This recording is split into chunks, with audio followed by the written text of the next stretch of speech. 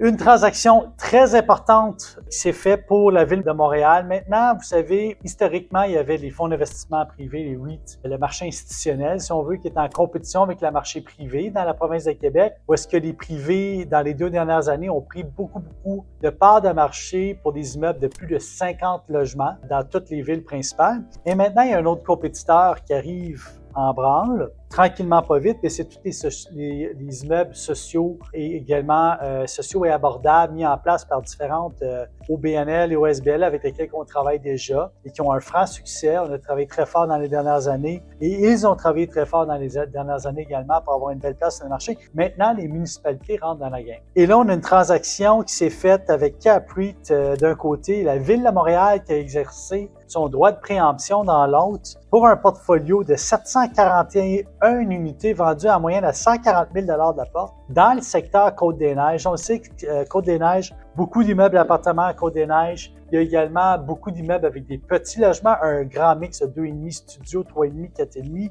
en moyenne. Certains immeubles avec garage intérieur. Ici, on a 32 immeubles qui se sont vendus. L'histoire a commencé en 2023. Lorsque CAPREIT a annoncé au marché qu'il voulait faire des transactions importantes et se délester d'actifs moins performants à travers le Canada. À ce même moment-là, la Ville de Montréal a annoncé, a invité CAPREIT à la table de négociation. Elle leur a dit, écoute, si tu veux nous appeler, nous, on ne peut pas t'appeler, mais si toi, tu veux nous appeler de gré à gré, on va faire des transactions immobilières ensemble. Il y a eu des discussions qui ont été faites. Naturellement, les deux joueurs doivent aller au marché pour être transparents au niveau de tout ce qui est offre et de demande, mais aussi au niveau de la compétition, démontrer patte blanche au niveau politique, donc aller au marché. Et finalement, la Ville de Montréal, pendant le processus de vente de CAPREIT, a décidé en décembre 2024 d'exercer son droit de préemption et de venir acheter tous ces immeubles-là d'un seul coup dans un secteur où il y a une forte demande pour des logements sociaux et abordables. Donc, la Ville de Montréal va remettre à l'OHMH ces immeubles-là qui vont être gérés et dans lesquels on va avoir des logements sociaux et abordables dans un secteur à forte demande, notamment où il y a